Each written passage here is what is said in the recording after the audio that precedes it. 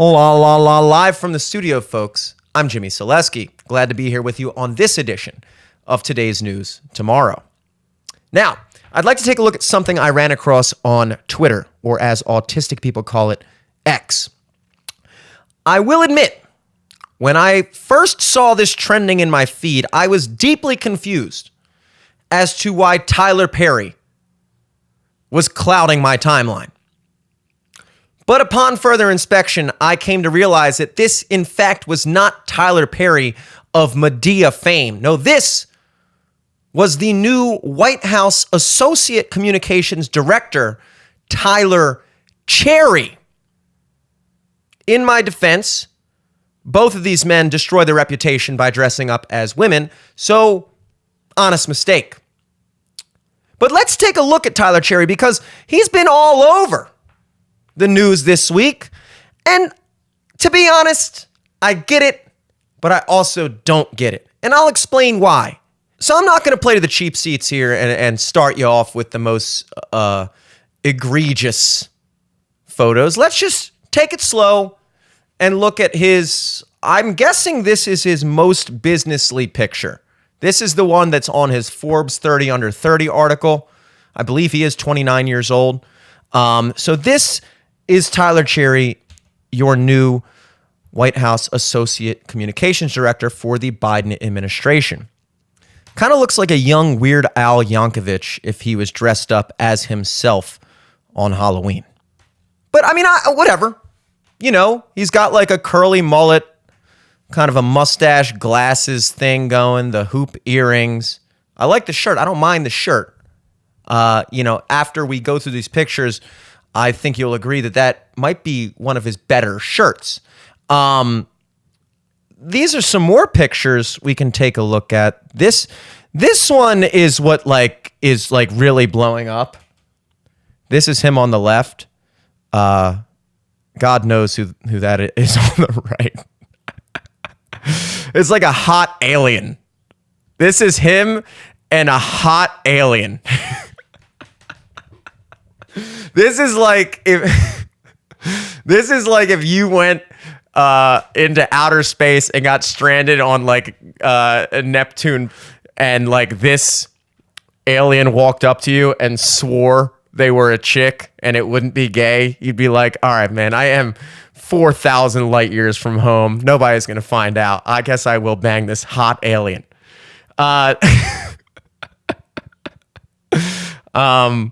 Now, Tyler Cherry in this, he's still got masculine vibes, dude. I kind of respect the chest hair, clutch purse combo. These don't I don't really know what to think about these. It is we're gonna go through some more. This is probably my favorite. This one, just because it's I think this is beautiful. I feel like I know this guy on the right. I genuinely feel like I know this pink lady. But I like this dress. I actually like this dress on Tyler here. It matches the bouquet. Wow, both their bouquets match. Yeah, I don't mind this. I mean, it's obviously preposterous. But at the same time, the person in pink has got a nice little girl boss vibe, like a Hillary Clinton pantsuit, kind of women's sports jacket going. And then Tyler has kind of a legit bride. He looks like a legit bridesmaid. That's a nice dress. Now, this is not the extent of why people are talking about Tyler Cherry. This isn't the cherry on top, let's say. Not that it wouldn't be, though. There is a lot more to the story, but let's not pretend that even if there weren't, that this wouldn't be enough to at least spur a conversation. I know the popular, socially acceptable thing to do is to pretend like you don't even notice this, that this doesn't matter at all, that you don't think anything of it. But, and I don't know, I'm not buying that. I'm not opposed to this person being in a position of influence or governmental authority on any level. I'm not opposed to that. necessarily, depending on what their actual espoused beliefs are and what their actions are. But I don't exactly find it quieting to the soul that this is the person we're dealing with, you know? This guy doesn't exist in a vacuum, is what I'm saying, I guess. You know, you don't get this guy on a Saturday night and then get some hard-nosed, bare business, America first guy on Monday morning.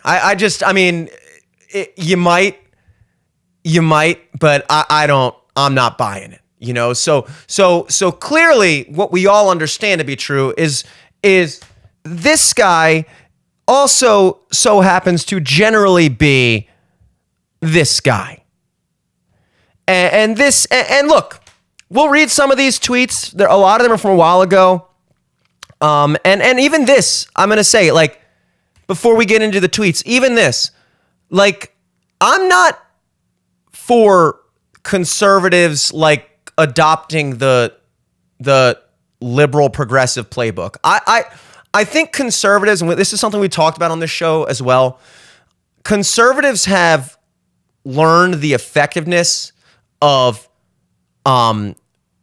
outrage and victimhood. And this has been a tool that has been effectively waged against conservatives by the liberal progressives in the form of accusations of racism, sexism, all the above, Islamophobia, xenophobia, and these type of character assassinations to kind of silence the conversation before it even starts. You know, conservatives for the past 20 or so years have basically been arguing any particular debate with already 3 feet in the hole, you know, because before you can even get to the point at hand, you have to first find yourself proving how you're not racist for believing this, or how you're not sexist for thinking this, or you're not xenophobic for thinking this, because what has been done so effectively by the left is to paint the argument itself as, before you even start the conversation, they've already painted the picture that you are arguing your point because you're a bad person. And that has been done so effectively against conservatives for so long that I feel like conservatives have started to recognize that, like, okay, the left is getting ridiculous to the point where we can actually start playing that card as well. I don't think that's the right tact to take, is to start being like, wow, can you believe what this guy said in 2017? This is somebody in the Biden administration. Like, that's what the liberals did and do. And that's what we went through in 2020. Everybody's, the Washington Redskins changed their name and Aunt Jemima changed. And like, we already went through this and nobody likes it.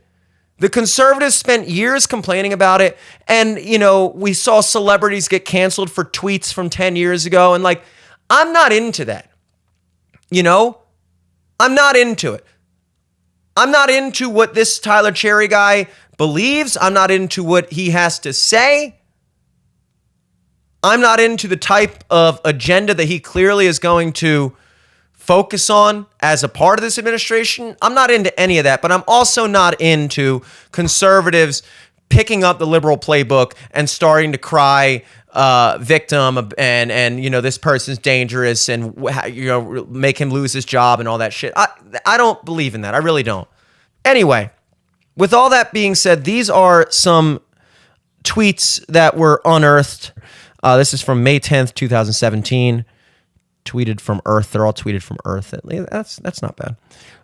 At this point, how is everyone in the White House, Pence included, not complicit in the Russia scandal? Okay, so that's just like him being complicit in the Russian scandal propaganda thing, which, obviously, as we all know, at this point in history, wound up being a completely nothing.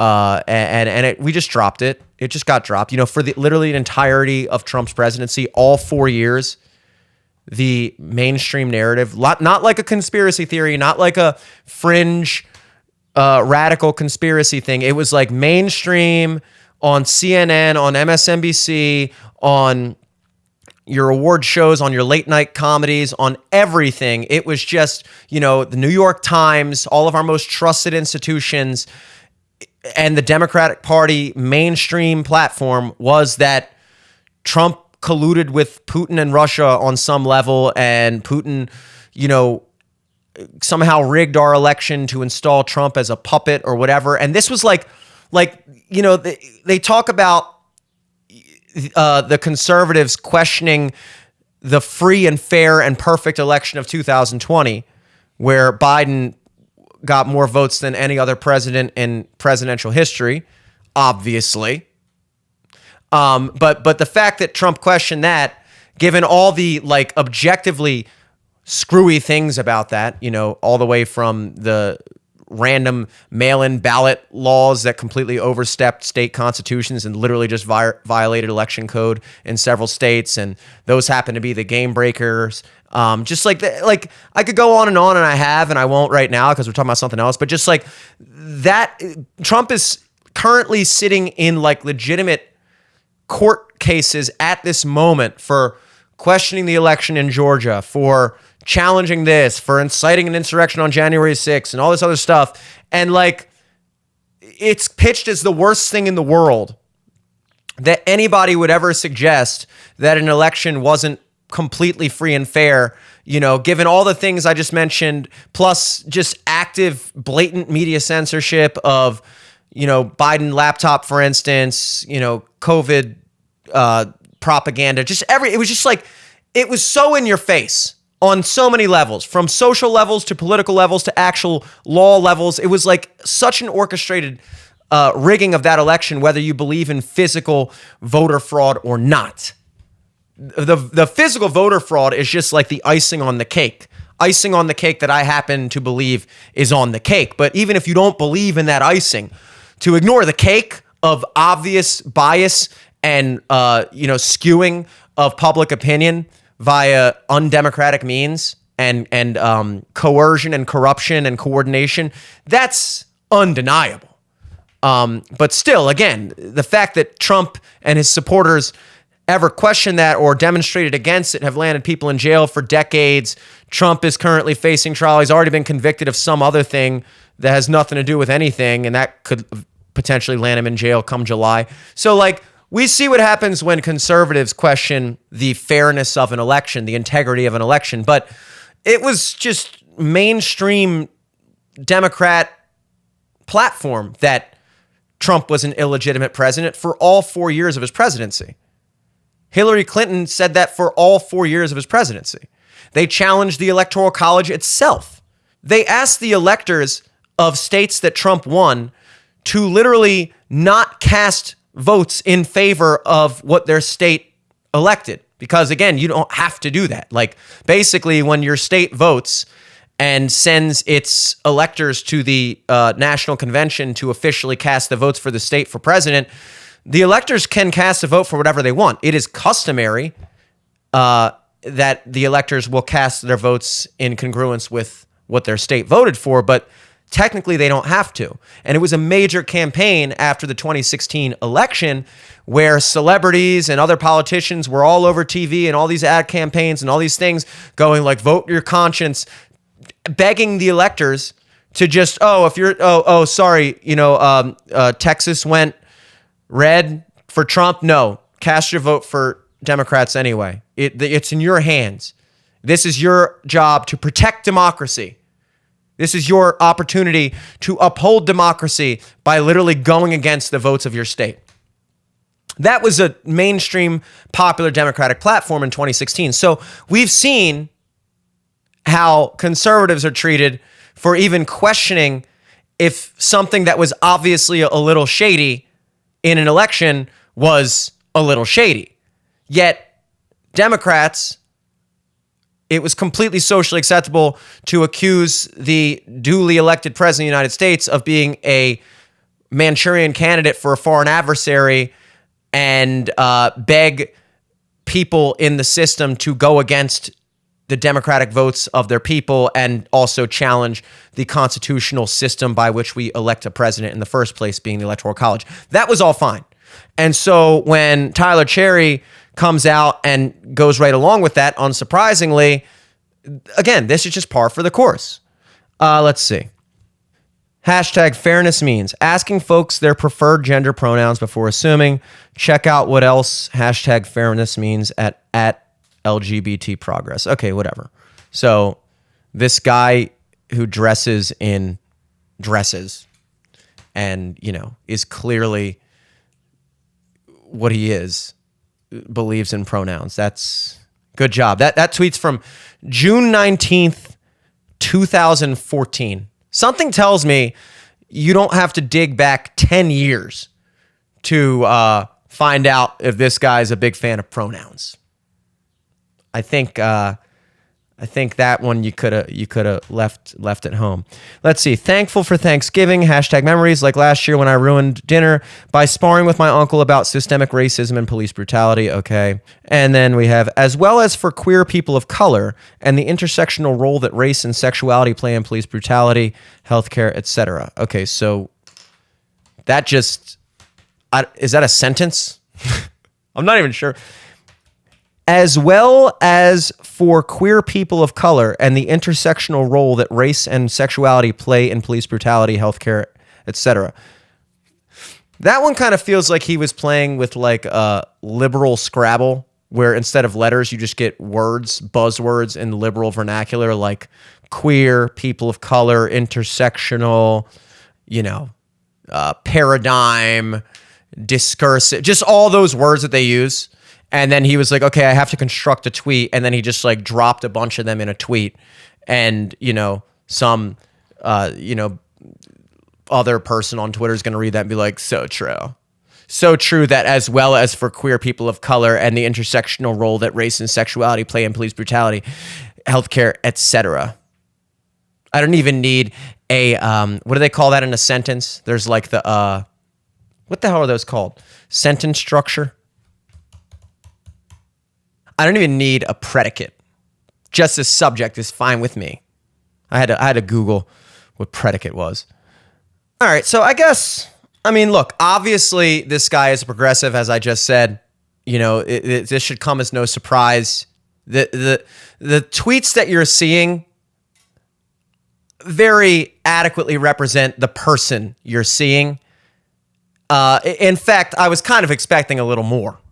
If this is the worst we can find, this guy's actually done a pretty decent job of, moderating his public statements on Twitter. Now, apparently he went through and deleted like a bunch of stuff, like scrubbed his entire social media presence. So these are just the ones they could find. I guess that's probably why they're all from like way, way, way long ago. And then he also did release a tweet in regards to the public backlash here. This is on his Twitter. Past social media posts from when I was younger do not reflect my current views, period. I support this administration's agenda and will continue my communications work focused on our climate and environmental policies. And then he notably did turn off the comments on this post. So, okay. So clearly he's aware of the backlash. And his response is basically saying like, hey, these things that I said 9-10 years ago don't represent my current views. First of all, I guarantee you they do. In fact, and again, this isn't me saying like, gotcha. This is me just saying, dude,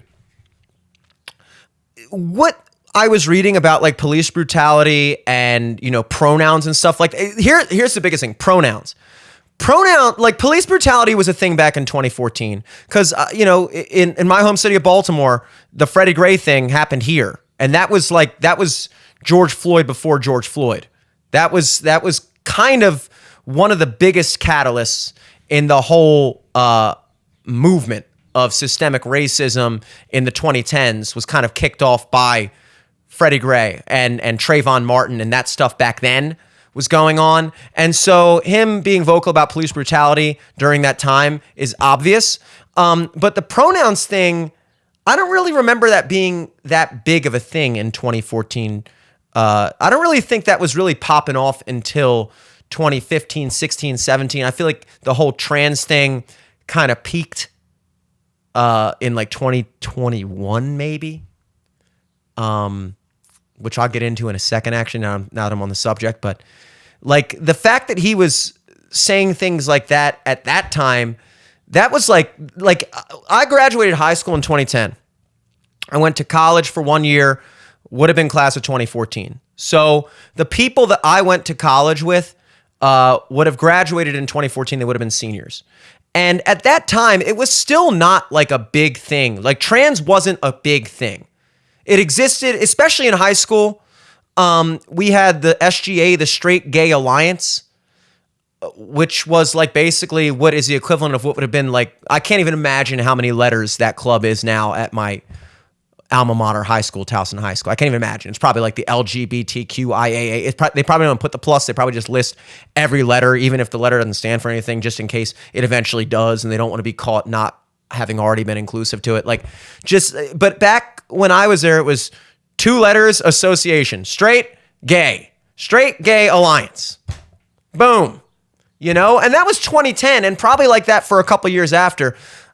This radical shift towards like mainstreaming of transgenderism. Again, transgenders always existed as far back as I can remember, but it was a very rare thing to come into contact with, and it really wasn't something people talked about on the level of like mainstream saying that men can just be women and women can just be men. It was like if you happen to meet, I remember I met a trans woman, so a guy that was a girl, at like one of my coworkers' apartments in Towson, and I didn't even know it was a dude. Like it was a very convincing and like honestly not bad looking chick that I actually like asked about. I was like, who is that chick? Like not, I mean, looking back, I'm obviously going to paint the story like I wasn't interested, but I'm pretty sure I was almost fooled. Like I remember like when he walked out of the room, I turned to one of my friends and was like, who is that, by the way? He was like, oh, that's blah, blah, blah. That's a dude, by the way. And I was like, oh yeah, I know.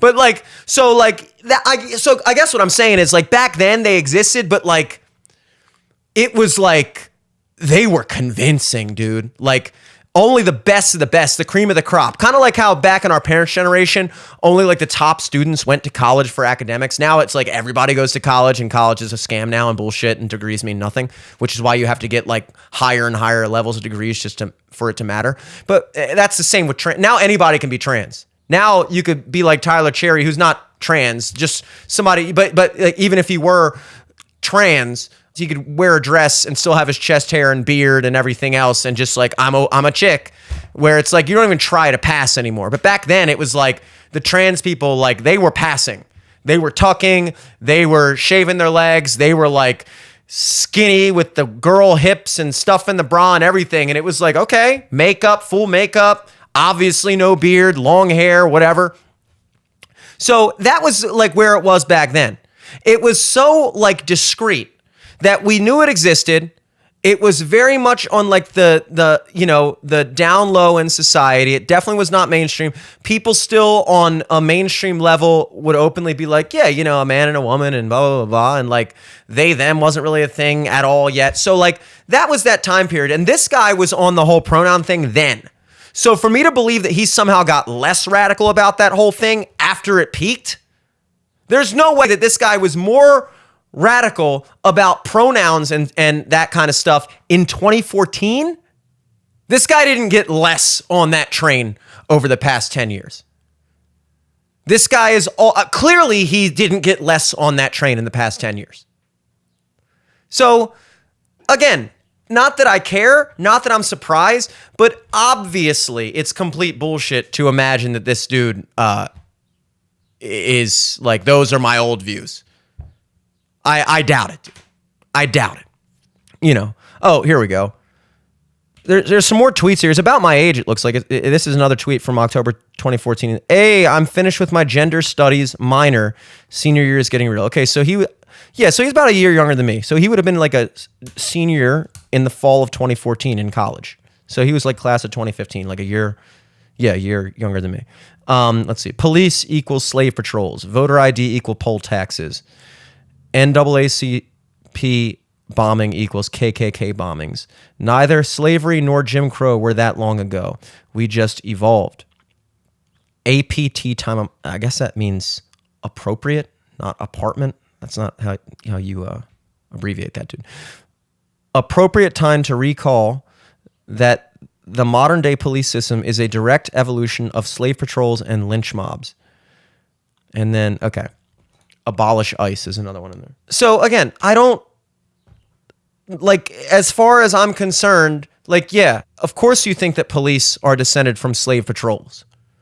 Like that, of course you want to abolish ICE. And the police slave patrols is another thing. It's like, that's my favorite one. People be like, you realize the true origin of police in this country was to keep... It's like, okay, so how do you explain every other police force in every other country? You know, maybe in India, sure, they have police in India. They have police in... They probably have police in every country, right? Don't they? So there's one of two possibilities here. Either the police in every country were all started because of slavery and making sure freed slaves didn't get away. And that's just the origin of every police patrol in every country known to man, including all the way back to ancient times when I'm sure they had people that enforced the law. I don't know what they were called, but probably similar to what a policeman would have been. Maybe it was the military, whatever. So that's one possibility. Every police system in every country derives from slavery. Or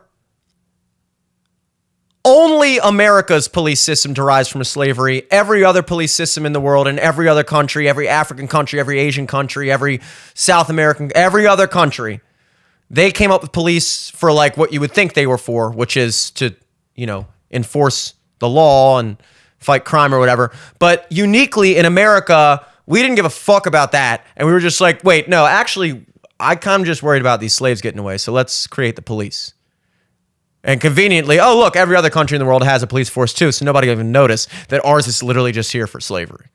In any case, you know, everybody's focused on what his thoughts are, and I realized, I was like, well, wait a second, what is his job? Like, is this guy like making decisions for the country? Is he an elected official in some position of power that's dictating laws and public policy that affect my life? And I actually Googled it, and I went to the Wikipedia page for White House Communications Director. So he's the associate White House Communications Director, which I guess is the assistant for that.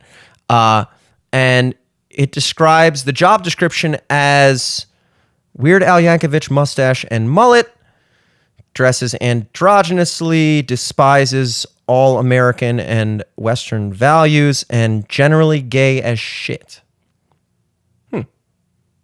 Okay, well, that's pretty much on the nose. I don't see what the problem is. I'm sorry, guys. I guess we could wrap this podcast up. I didn't realize it. I mean, he fits the bill. If that's what oh, wait a second. Okay, I was on the wrong page. I thought that's a different... Okay, hold on. Okay, this is the job description for White House Communications Director. Sorry about that. Okay, so it says here, they are part of the senior staff of the President of the United States. The office holder is responsible for developing and promoting the agenda of the President and leading its media campaign. Okay. The director, along with their staff, works on major political speeches such as the inaugural address and State of the Union address. Okay, so now I get it, I guess, why conservatives are up in arms about this guy being promoted to this position. But actually, I don't get it. Yeah, hot take, guys. I think conservatives might be missing the plot on this one. And I'm being serious. This isn't a bit. He is part of the Biden administration, his cabinet, that deals with Biden's own media campaigns and speeches and things like that. This is the guy who works, this is a guy, I should say, that works on Biden's team that builds Biden's image, that basically packages up the platform of the Biden administration and puts it out to the public. if you're a conservative, if you're a Trump supporter, if you're a Republican voter, if you're just generally an independent or anybody who doesn't like Biden, which is a lot of people at this point, leading into an election in 2024, you probably couldn't have asked for a better situation. You want this guy in the room writing the speeches. You want this guy behind the camera producing the next Biden ad campaign. Do you not? If you're a Trump supporter, do you not want that? You know who I'd be scared if they took over Biden's media team campaign? If like the guys from Friday Beers, those guys who are always making all those killer videos on Instagram, comedy skits and stuff, those guys are like killing the game right now. I would be worried if they took over Biden's media campaign, because then they might fucking make Biden look awesome and hilarious. That locked in guy, Davis Clark, locked in. If that guy got on the Biden team, which he definitely would, but if that guy did, I mean, that guy is a marketing king. I mean, he blew up out of nowhere. He became like a phenom in a matter of weeks. I'd be worried if that guy took over for Joe Biden. This guy?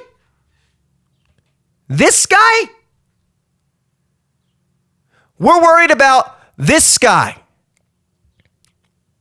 We're worried about this guy taking over the Biden media campaign. I love that. I love that. This is exactly what you want. Because the progressive left, I shall say, ultimately and inevitably, they always show their hand. Because they can only, the boomer, elitist, rich white people of the Democratic Party, such as Nancy Pelosi, Chuck Schumer, people like that, the old generation of Democrats that are just like going along, Joe Biden included, that are just like going along with whatever they're told to say, whatever the new Democratic platform is. They're just, 80, 90-year-olds holding on to power and just, keeping their job and keeping their donors and everything and setting their family up and everything. And they're just lollygagging around and saying they can only occupy those positions for so long and pretend to not be as radical as they are. There's a reason why Joe Biden is occupying the White House, because even though he's completely just a blank slate for whatever anybody wants to funnel through him, especially at this point when he has I guarantee you he has almost no say in what actually gets done in that administration. It's just hard to imagine that that's the case. I don't want to put an exact estimate on his involvement. I'm sure he's in the room. I'm sure he has something to say about it. But at the end of the day, I just can't imagine him sitting in the Situation Room like, here's what I just can't imagine it. So there's this radical agenda being enacted by the Biden administration through Joe Biden, through the face of this old school classical Democrat, Barack Obama's vice president, whatever unifying character. And that character is worn thin, but ultimately those people are we don't have to talk about death, just retire. They should have retired years ago. People like that. So who comes in to fill those spots? Well, that's when you get the AOCs, the Ilhan Omar, the squad chicks, That's when you get guys like Tyler Cherry.